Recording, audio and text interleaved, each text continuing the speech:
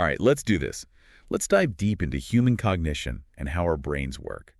You guys have sent in some really fascinating stuff for us to go through: YouTube videos, lecture transcripts, even some expert opinions from top neuroscientists. It really makes you think, we've mapped the entire human genome, and we can do these incredibly complex surgeries, but somehow our own minds are still this huge mystery. It's true. And one thing that really hit me in the Tianqiao and Chrissy Chen Institute video was how hard it is to measure something like cognition. Yeah. They made this great comparison. It's like judging how strong someone is just by looking at their biceps. Ah, yeah. Not very scientific. So. No, we rely on things like IQ tests or those personality surveys or even just, talking to somebody, but it's also subjective. And, in today's world where knowledge is everything, well, how can we really understand our own cognitive abilities if we're not even measuring them accurately? That's a good point. But that same video kind of hints that our smartphones and all our wearables could actually be the answer. Yeah. What do you think? It's a really cool idea, actually. Think about all the data these devices are constantly collecting, right? It's not just heart rate and how well we sleep, but, think about it. Facial expressions, how quickly we react to things, even our eye movements. So we're talking about turning our everyday tech into tools for understanding our brains. Exactly. If we can combine all of that real-life data with AI and machine learning, Wow. we could gain insights into cognition that we could never get in a traditional lab setting. It's amazing, this whole idea of a periodic table for cognition that the Chen Institute talks about. It's like we're trying to break down these complex mental processes into these fundamental building blocks. Yeah, imagine if we could actually pinpoint the core components of attention, memory, even something like creativity. It'd be like discovering the basic elements of the mind itself. It's incredible. It does make you wonder, though, how would you even begin to define or measure something as abstract as creativity? That's a really tough question. It's a tough one. It's a huge challenge, but that's what makes this field so exciting. We're really pioneers exploring this completely uncharted territory. Okay, so speaking of exploring new territory, let's talk about cognitive psychology. The Psychology Unlocked video gave a really nice overview. It's so cool how cognitive psychology kind of emerged around the same time as computers, back in the mid-20th century. It's like they were both trying to crack the code of these complex systems. Yeah. Cognitive psychology, they really wanted to understand the internal processes that were driving our actions, the why behind the what. It was a huge step forward from behaviorism, which was only focused on what you could actually observe from the outside. It's like you're trying to understand how a car works, but you only look at it driving around and never actually look under the hood. All right. Right. You need to see what's going on the inside. And then there's that classic analogy of the mind as a computer. Right. And that analogy has been incredibly helpful. Even though it's not perfect, it's really been helpful in breaking down these really complex mental activities into smaller, more manageable parts. And Psychology Unlocked actually did a cool thing. They traced how that analogy has evolved over time from these simple input-output models to the complex neural networks that we're studying today. It's like our understanding of the mind is getting more and more sophisticated, just like computers have over the years. Yeah. And they also talked about all the different branches of cognitive psychology, like social psychology, developmental psychology. It's fascinating how they're all interconnected. It is. Understanding one area can actually give you real insights into other areas. It's almost like having these different lenses that you can use to view the same intricate landscape of the human mind. I like that analogy. Yep. So we have cognitive psychology setting the stage, and then comes cognitive neuroscience, where psychology meets brain imaging. The Psychology Unlocked video and Dr. Choi's lecture both talk about this. And it's just amazing that we can actually see the brain in action these days using fMRI and PP scans. It's like watching organic television, It's incredible. And Dr. Choi's lecture uses the story of Phineas Gage. You remember that one? Oh, yeah. It's a powerful example of the brain's functional specialization. It really is. Yeah, it's tragic, of course, but it really shows how damage to a specific area of the brain can completely change someone's personality. It must have been revolutionary back then to realize that different parts of the brain have these unique roles to play. Yeah. And Dr. Choi's discussion about functional specialization and this whole holist versus localist debate was really fascinating. It shows how much our understanding has evolved. It's not just about one brain area doing one thing, but it's a network of specialized areas working together, like an orchestra. That's a great way to put it. Right. So it's more about teamwork, different areas, specializing in different tasks, but then working together to create this whole symphony of thought and behavior. Exactly. It's a much more dynamic and interconnected view of how the brain operates. Okay, now for a truly mind-bending question. Okay. The conscience and its connection to the brain. Mm-hmm. Dr. Choi brought this up when he was talking about Phineas Gage and his behavior after the injury. It made me think, like, how do we even define conscience? Yeah. And could it actually be located somewhere in the brain? That's a question that has puzzled philosophers and scientists for centuries. Yeah. Dr. Choi suggested that these, bad feelings like guilt or remorse could actually be the brain's way of trying to steer us away from doing the wrong thing. So our conscience is driven by emotions. That's fascinating. Yeah. And then he pointed out that damage to the orbital frontal cortex, which is the area that was damaged in Phineas Gage, can really impair a person's ability to even feel those bad feelings. He even talked about this concept of emotional amnesia, where people can feel the emotions, but they can't actually store memories of those emotions in specific contexts. So they can't learn from those emotional experiences in the same way. Right. Wow. That must make it really difficult to make good decisions, especially, when you're talking about moral choices. Absolutely. It's almost like their emotional compass is broken, which makes it so hard to navigate all those complexities of right and wrong. It's a fascinating area of research, and it shows this deep connection between our emotions, our brains, and our conscience. Okay, this is getting pretty deep. Let's switch gears a little bit and talk about how we actually study the brain. Dr. Choi gave this amazing history of brain imaging techniques, starting with some of the earliest attempts, like X-rays, which weren't really that good for visualizing the brain. Oh, yeah. I mean, you remember pneumoencephalography, where they actually injected air into the brain just to make it show up better on those X-rays? Oh, no, I know. Thank goodness we've come a long way since then. Ugh. The invention of the CT scan was a huge breakthrough. Yeah, now we can see the brain in 3D. It's amazing. It really is. And then, of course, there's MRI, with its much clearer resolution. And Dr. Choi even talked about these ultra-high field MRI machines that they're building now. Wow. It seems like we're constantly upgrading our tools for exploring the brain. It's incredible. It's like we've gone from these blurry black and white photographs to high-definition color images of the brain. Exactly. And those advancements are allowing us to ask even more complex questions about how the brain works. But as Dr. Choi was careful to point out, even with these amazing tools, we need to be really cautious about how we interpret the data. fMRI, for example, measures blood flow as kind of an indirect marker of brain activity, not the activity itself. Right. It's like a detective using footprints to figure out who was at a crime scene. Those footprints give you clues, but you have to carefully consider all the evidence before you can come to any conclusions. That's such a good analogy. Mm-hmm. And Dr. Choi also emphasized that there's still a lack of standardization in fMRI studies. It can make it tricky to compare results across different labs and research groups. Yeah, it's true. It reminds us that even with all the advances in technology, we need to be critical thinkers, and we have to remember that our understanding of the brain is constantly evolving. So let's zoom in a little bit on the brain's wiring, its circuits, and all the neurons that make up these intricate networks. Dr. Choi really explained this beautifully. I loved his example of the circuit that connects the amygdala, the ventral striatum, and the orbital frontal cortex. It shows how different parts of the brain work together to shape our emotions and decisions. Yeah, the amygdala is like the brain's alarm system. It's always on the lookout for threats.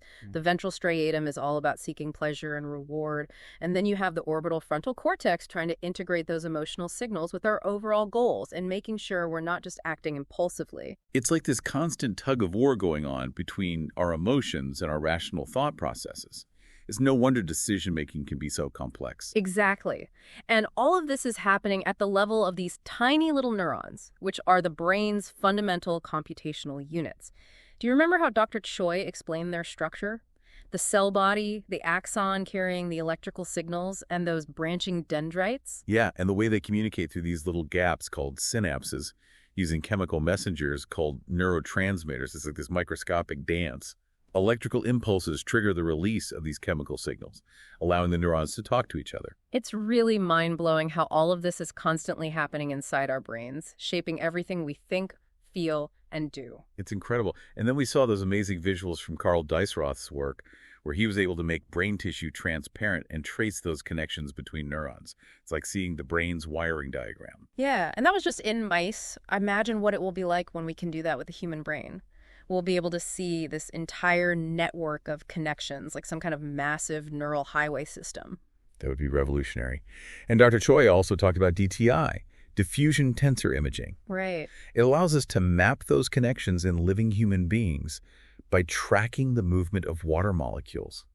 It's amazing. Yeah. It's like we can actually see the traffic patterns on that neural highway. This is all just incredible. I'm starting to think of the brain as this vast, interconnected universe with billions of neurons constantly sending and receiving signals, shaping everything we are. It really is, and we're only just beginning to explore it. There's so much more to learn and discover. Well, before we get ahead of ourselves, let's bring it back to you, listener. We've covered a lot of ground in this deep dive so far, but what's standing out to you?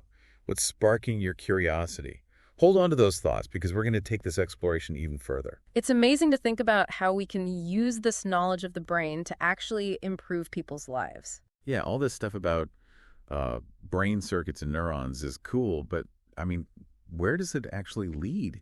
Well, one area that's really promising is the development of new treatments for cognitive impairments. We talked about therapy earlier, and that PsychHub video on cognitive behavioral therapy, or CBT, I think was a great example of that. Yeah, I thought that video was interesting too, especially how they explained that our thoughts and our feelings and even our behaviors are all kind of interconnected, like it's a domino effect. If you can change those negative thoughts, then you can change your feelings and eventually your actions too. Exactly. And CBT gives you all these practical techniques to do just that. It's like giving people the tools to actually rewire their own brains. That's pretty powerful. It makes you realize we're not just stuck with, whatever thoughts pop into our head. We can actually change them. But what about, more severe conditions like addiction or even neurological disorders? Well, medication can definitely be helpful in a lot of cases by targeting specific neurotransmitter systems that might be out of balance. But what's really cutting edge is the development of techniques like DREADS. Oh, yeah, DREADs.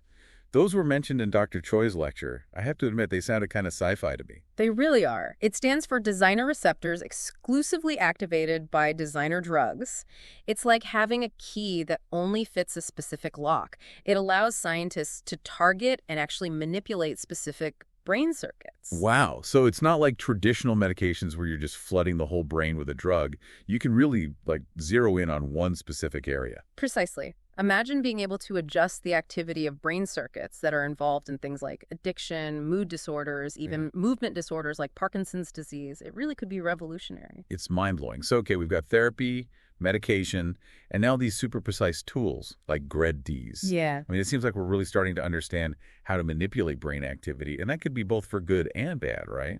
Absolutely. That's why it's so important, to consider all the ethical implications of these advancements. The more power we gain to actually manipulate the brain, we really have to make sure we're using it responsibly. Right. It's like, we're unlocking this powerful new technology, and with that comes a lot of responsibility. 100%. We need to think carefully about the potential consequences, both the good and the bad, before we just dive headfirst into manipulating this complex and delicate organ. But the potential benefits are huge, especially for people who are really suffering from these debilitating conditions. It's a fascinating and challenging dilemma, and it's one that we're going to have to keep wrestling with as our understanding of the brain grows. But before we get too lost in the ethics, let's go back and revisit some of the key things we've learned from all these resources. The Tianqiu and Chrissy Chen Institute video, for example, really emphasized the need for better ways to actually measure cognition. Yeah, it's a fundamental challenge in this field. How do we move beyond those really subjective measures like IQ tests and get a more accurate, a more objective picture of someone's cognitive abilities? It's like trying to measure, the temperature without a thermometer. Yeah. You might be able to tell if someone is hot or cold just by looking at them, but you'd never get that accurate reading. Exactly. And that's where the idea of using all this data from our smartphones and our wearables becomes so interesting. These devices are already collecting huge amounts of data about our everyday lives, and some of that data could provide really valuable insights into our cognitive function. It's like we're turning our everyday technology into a window into our minds. Right. And then combine that with artificial intelligence and machine learning. Yeah. I mean, the possibilities are kind of endless. Yeah, we could identify really subtle changes in cognitive function, changes that we'd never be able to catch with the traditional tests. And that could lead to much earlier detection and intervention for things like Alzheimer's disease or dementia. That would be life-changing. It's like an early warning system for our brains. That's a great way to put it, yeah. And it just highlights, how important it is to keep thinking outside the box and keep looking for creative solutions to these really complex challenges. This whole deep dive has been all about that, thinking differently and challenging our assumptions about how the brain actually works. It's been an amazing ride so far. It really has. And I'm so ready to keep exploring. But before we do, let's check in with you, our listener. Is there anything that's really stood out to you? Any aha moments or any burning questions? Let's keep this conversation going and see where this deep dive takes us. All right, so we've talked about how tricky it can be to really measure cognition and how our understanding of the brain has evolved so much over time. We even got into some super advanced techniques like Dreadbix. So what else is in this stack of amazing resources you sent? Well, one thing we haven't really explored is this whole idea of creating a periodic table of cognition. Hmm. The Chen Institute video really pushed this as a big goal for the future. Oh, yeah. I remember that. It's such a cool concept, right? Like breaking down all the complexity of the human mind into these fundamental elements. It would be incredible, Imagine if we could pinpoint all those basic building blocks of thought, just like chemists have identified the elements that make up, well, all matter. It's a huge undertaking. It would be revolutionary. But where would we even begin? How do you take something as complex and as intangible as cognition and break it down into these basic elements? It's a big challenge, but I think that's what makes it so exciting. It requires a lot of out-of-the-box thinking, developing completely new ways to measure and analyze cognitive processes. And I think collaborating across disciplines is key, bringing in insights from not just psychology and neuroscience, but, computer science. Maybe even philosophy. Yeah, it's like we need a whole new scientific language to describe the mind. I mean, we keep using these computer analogies, but maybe we need to go even further than that, invent completely new metaphors and models. Absolutely. We have to be open to letting go of our old ways of thinking about the mind. And, who knows, maybe as we work on building this periodic table of cognition, we'll discover whole new mental abilities or processes that we never even knew existed. My mind is officially blown. Okay, so it sounds like we're on the verge of, a whole new era of cognitive exploration. But before we get too carried away, what are some of the real-world implications of all of this? How could this deeper understanding of the brain on such a fundamental level actually improve people's lives? The possibilities are huge. I mean, imagine if we could personalize education, based on a child's unique cognitive profile, or develop targeted therapies for things like learning disabilities that are designed to address the specific cognitive building blocks that are impaired. So it's like tailoring education and treatment to each individual brain instead of this one-size-fits-all approach. Exactly. And it goes beyond education and healthcare. I mean, what if we could design work environments that are optimized for cognitive performance? Or develop brain training programs that could target specific cognitive skills, or even, create new technologies that could interface with our brains in completely new ways. This is starting to sound like science fiction. Yeah. But it is exciting to think about the possibilities, especially for helping people who are struggling with cognitive impairments. We talked about dreadeds earlier, but are there other techniques being developed to modulate brain activity? Oh, definitely. There's a whole field, neurotechnology, that is just exploding with new innovations. One area that's super interesting is non-invasive brain stimulation. You use things like magnetic pulses or electrical currents to stimulate or inhibit activity in specific parts of the brain. It's like giving the brain a little nudge in the right direction. Exactly. And it's showing a lot of promise for treating things like depression and anxiety, even chronic pain and stroke rehabilitation. It's amazing.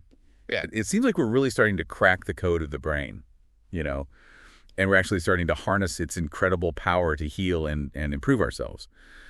But I imagine there are, ethical concerns that come along with all of this, right? Of course. I mean, as with any powerful technology, we have to think about the possibility of misuse. We have to make sure that these advancements are used responsibly and ethically, and really importantly, that everybody has equal access to the benefits. It's a good point. It's like we're opening up this treasure chest, but we have to be very careful that we don't let, greed or power corrupt the incredible potential inside. I think we need to be having those really open and honest conversations about all the ethical implications of these technologies. Conversations that involve not just scientists, but policymakers and ethicists and the public. We all need to be involved to make sure these technologies are used for good. It's a lot to think about. But it is so inspiring to see how far we've come in understanding the brain, and it makes me really excited to see what the future holds. Me too. It is an incredibly exciting time to be working in this field, and I can't wait to see what new breakthroughs and discoveries lie ahead.